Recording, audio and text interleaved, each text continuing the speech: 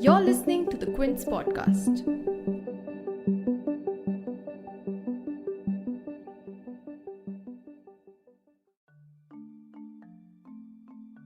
Finance Minister Nirmala Sitharaman on 28 June announced new relief measures for the pandemic-hit economy as states across India eased lockdown restrictions amid a decline in COVID cases. The relief measures include expansion of the Emergency Credit Line Guarantee Scheme or ECLGS from Rs 3 lakh crore to Rs 4.5 lakh crore and also a new loan guarantee scheme for the healthcare industry amounting to Rs 50,000 crore.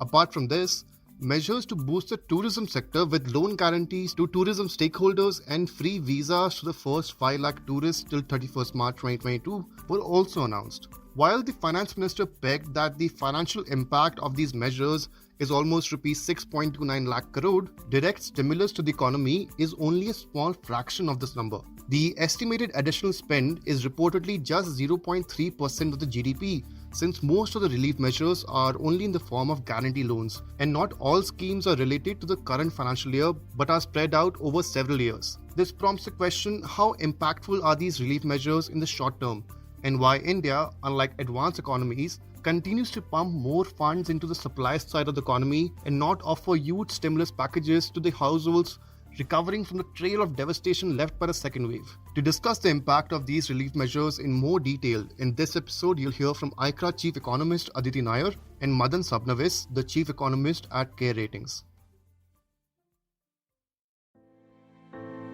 You're tuned in to The Big Story, the podcast where we dissect the headline-making news for you, and I'm your host, Himmat.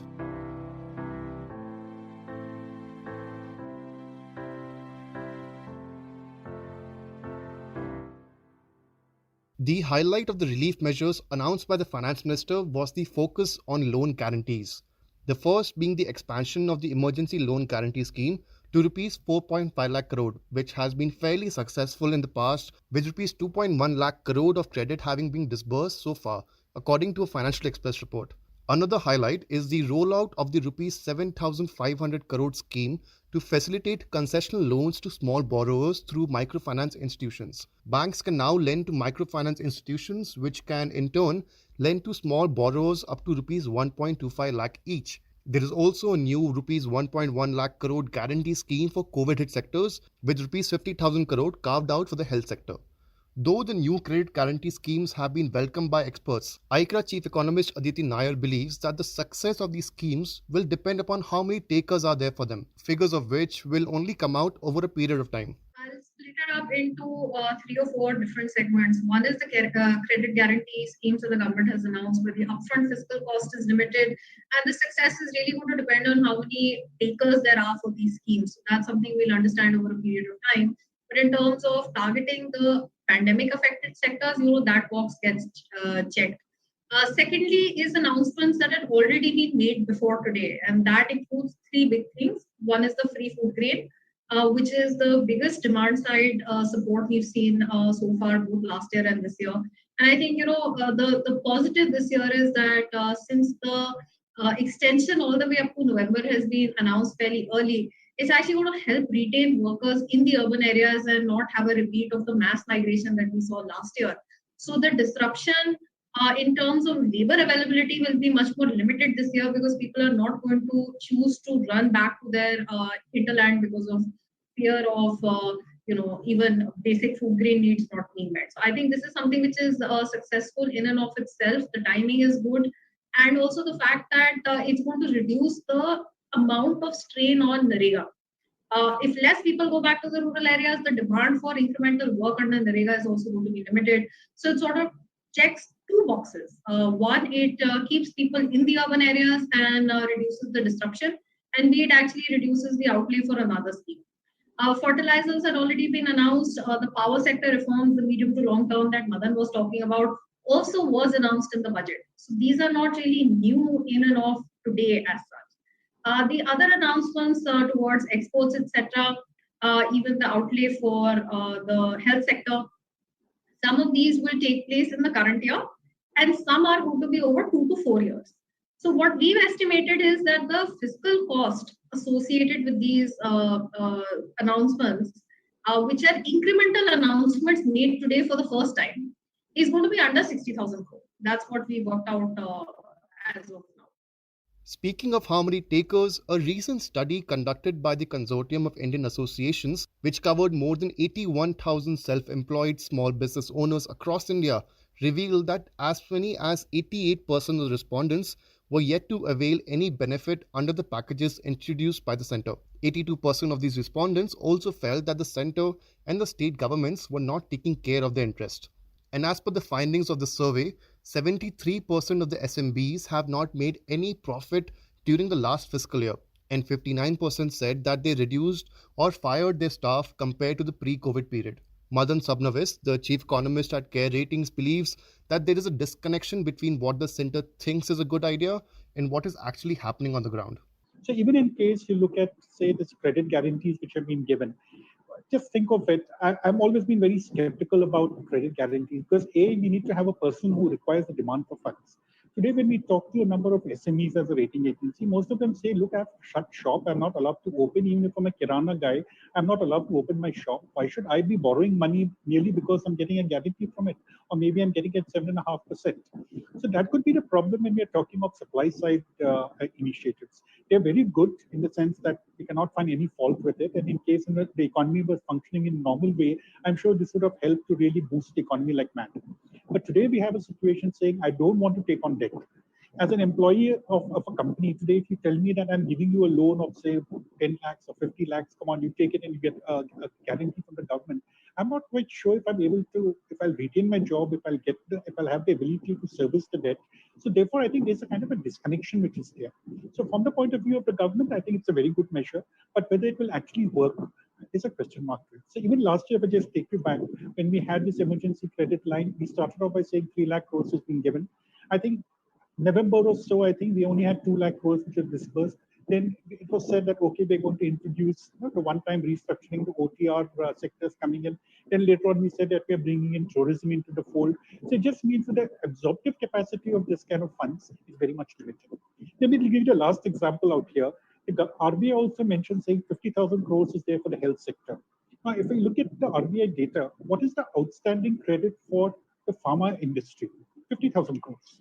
So one thing to say, I'm giving you 50,000 crores. Of course, this does not include hospitals, which may be different, but you are supposed to buy equipment in order to make use of that 50,000 crores, which banks are going to borrow and going to lend to me. So here again, we're saying 50,000 crores has been given. Now, how many of these private health facilities of 100 crores, which we're talking of, are actually going to come into smaller areas? It's one thing to say today there's a great demand for it. I can set up a hospital, but how do I run the hospital as a private person? Do the people out there have the wherewithal to pay the kind of charges which you can pay in a Lilavati hospital or an Apollo hospital here? That's why I think that the overall absorption capacity in the economy for these sectors may not be that much, and therefore, while so much of funds are being guaranteed, would be welcome for them, but there may not be too many takers for it, is my view. Along with the pledged credit guarantees, other measures were also introduced, like free distribution of ration to poor people through the Pradhan Mantri Garib Kalyan Anna Yojana. Another measure is the extension of the Atmanirbhar Bharat Rozgar Yojana to 31st March 2022. This scheme incentivizes employers to create new employment through provident funds and has an approved outlay of Rs 22,810 crore for the estimated 58.5 lakh beneficiaries. However, India, like in the past, has stuck to its guns of providing the majority of its relief measures only to the supply side of the economy. What is missing in these new measures and in the measure announced in 2020 is a direct stimulus to the Indian household. Advanced economies like the United States have approved multiple relief packages to send aid to the citizens. The recently approved stimulus plan will send direct payments of up to Rs $1,400 to most Americans. Investments were also made in rent and utility assistance and vaccinations. Madan Sabnavis says that the centre is following the Gujarat model when Narendra Modi was the chief minister, where the government only played the role of a facilitator rather than a direct contributor to growth. I go back to the Gujarat model, when Mr. Modi was the chief minister of Gujarat. I think the government had also always played a role of a facilitator, an enabler of growth, rather than a direct contributor to growth. So therefore, freebies have been limited to a very large extent, even in the Gujarat model. So if I translate it to the national level, I think what they're doing is there is direct sort of support being provided, where we're talking of the vulnerable sections of society. But otherwise, it's a case of saying that, look, finally, the economy has to be driven by the private sector. And if the private sector has to do well, we need to have a good environment, and we're providing the right kind of platform for it.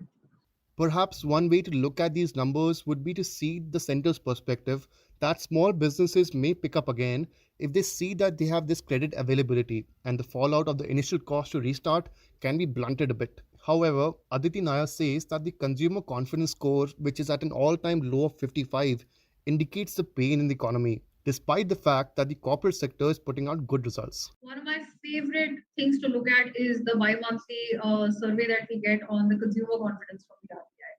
And look at where it is. We're looking at a fresh all-time low, both in terms of the current and the future situation.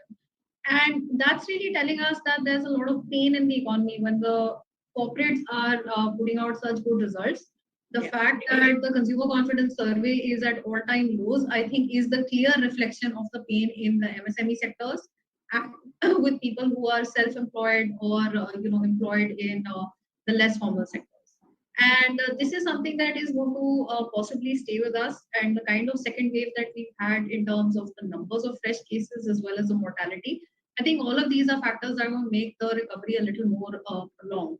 And the second wave on top of the first wave last year, which had a nationwide shutdown, and even though we didn't have a nationwide shutdown this year, it is going to be extremely difficult for a lot of people to get by. And leverage or no leverage, I'm not sure that every MSME is actually going to benefit, and the doors are going to stay open because of these kind of things. I think it's going to be a very tough call for a lot of people to be able to have their businesses survive this pandemic, and if they don't have enough resources of their own to be able to go through this period. The relief measures provided by the centre are welcoming, given the concerns of revenue shortfall and the fact that the Indian economy fell to a record low in the pandemic. But the true impact of these measures will only be known with time. If you liked listening to this episode, please subscribe to The Big Story for episodic updates. We're available on Apple, Google Podcasts, Spotify, JioSaavn, and most of the other popular podcast streaming platforms. For other podcasts, please log on to the Quint website, and for any feedback, please shoot an email to podcast@thequint.com.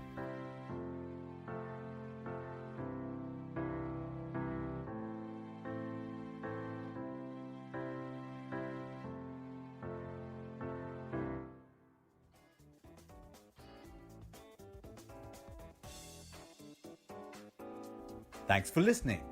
Log on to the Quint's website and check out our other podcasts.